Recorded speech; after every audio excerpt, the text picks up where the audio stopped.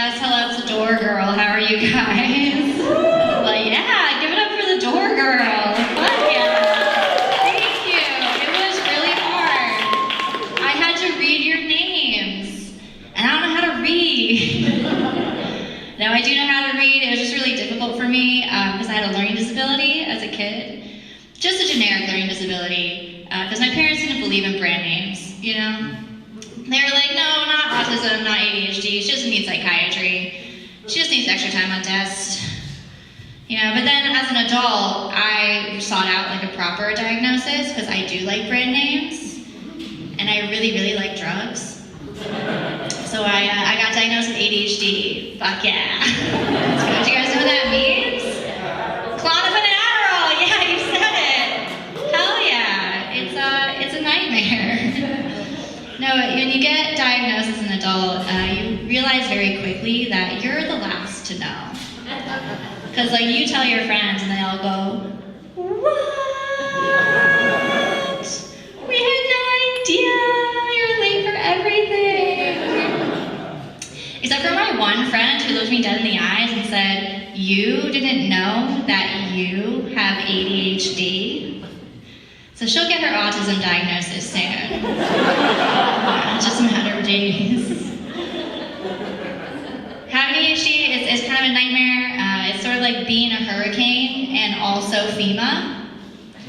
Because you're just constantly creating a mess that you are underfunded to clean up. Like the rain is coming in and you just have a bucket and an umbrella that you forgot in the car. And then your friends come up to you and they're like, have you tried using a planner?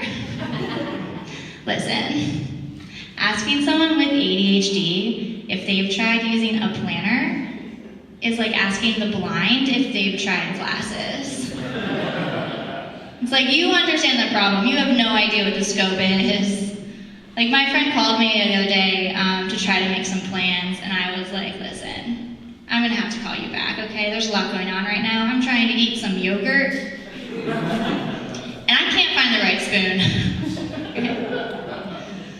Yeah, so I grew up in Connecticut. No, don't clap. Connecticut doesn't deserve it. It's fine, you're right. Your initial response was correct. But it is not that bad. It's known for being very socially liberal, but very fiscally conservative. You know, because like we don't want to pay taxes, right? We do want the nanny to get an abortion. That's step one of marriage counseling in Connecticut. No bastards. That's what we're about. I know that's a touchy subject, so I promise no more nanny jokes. It is all abortion jokes from here on out, so buckle up. Or don't, it's your choice, it's just what I believe. No, I am a feminist. Are there any feminists here? That was a trap, get the fuck out. You don't fucking want to, no, I'm kidding. No, I'm a feminist. My sister is also a feminist. My parents had 2 daughters, and they really wanted like 2 strong, independent women, and that's exactly what we both are. So my parents don't have any grandchildren. And I mean, that's on them, you know? Because like they could have raised a whore. And they did. But we're Democrats, so they screwed up at the end. Like I use the copper IUD. Is anyone familiar with that? A few of you? Yeah, okay. If you don't know, it's just a small coat hanger.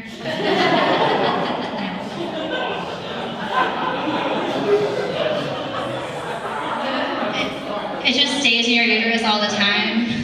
It's kind of like the back alley abortion for women on the go. The Gobert of birth control, if you will. Y'all thought I was kidding when I said it's all abortion jokes. It really is. I know it's like a lot of abortion, and I feel like sometimes I'm the Oprah of abortion, so I'm just like, you get an abortion, and you get an abortion, and you get an abortion. But it's not like that. I just think it honestly is like important to talk about, especially with everything that's going on. Like I really want like my friends and the women in my life to know that I would rather go to a clinic than a baby shower. Like the drinks are better, I don't have to play any games. It's just a better after But my parents, they really, really want grandchildren, and I think it's because like all of their friends have grandchildren. So I had to like pull them aside and say, you know, Mom, Dad, if all your friends jumped off a bridge, I still won't have a baby. But they, you know, are kind of relentless, and I think it's wrong to pressure women into having kids. I don't think you should ever do it. Yeah. On the other hand, I kind of think my sister should just take one for the team. You know, she disagrees. So we just go to bed and pray the other one's birth control fails. My parents pray for the same thing. Nothing has happened. So God's not real. At least not the Irish Catholic one my family prays to. Yeah, I grew up Irish Catholic, and I live in Boston now, and I'm single. So half the men who hit on me look like my cousin. And I gotta say, white people, inbreeding is a bigger problem than I think we'd like to admit. And Boston is ground zero. Because everyone there is like, I'm 100% Irish. Ooh, you shouldn't be. Like, we came here way too long ago for there to be so many purebreds still running around. And like, I'm no exception, okay? Like, everyone's always telling me like, oh my God, you look so much like your mom. And I'm like, yeah, so does my dad. Like, this is why I can't pay attention for more than 10 minutes. Half of my genes were supposed to be different. Yeah, so I try to avoid the Irish guys, but they're fucking everywhere, you know? You know the ones I'm talking about? They have the pale, round faces. They look like if Frosty wore a chain and snapback. It's awful. So I did date one briefly, and it was hard not to. We met in a bar, and we just realized that we had like so much in common, like same favorite movie, the same like taste in food, same distant relatives. And it was getting weird, like fucking a mirror.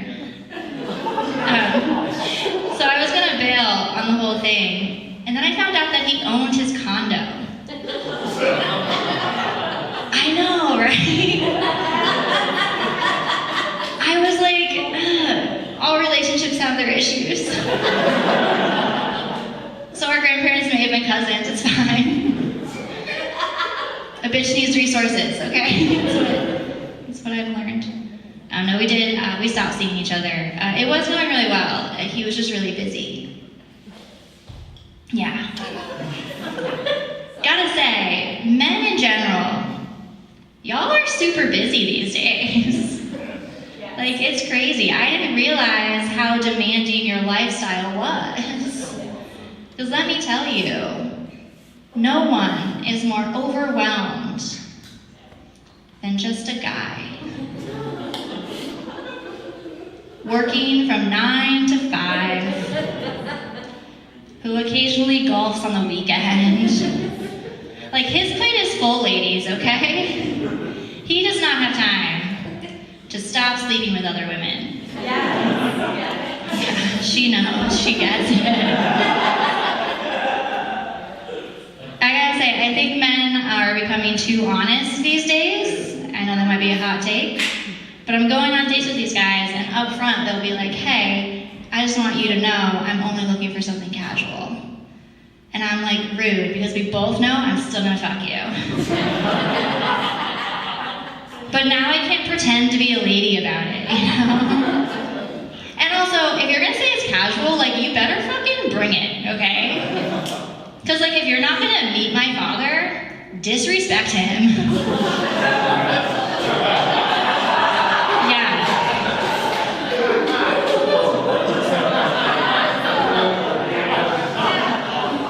Seriously, slap me, pull my hair, call me a bitch, do something.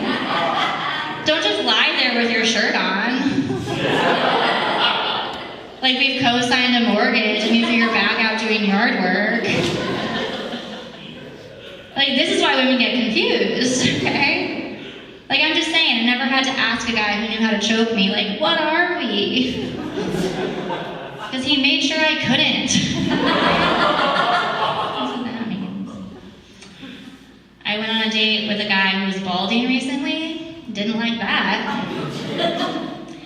like, the word, no offense to anyone here. Sorry. But like, the worst part about it was, is like, I didn't notice until he was going down on me. It's like, just keep the snapback on. You know? Like, you wore it all through dinner. Like,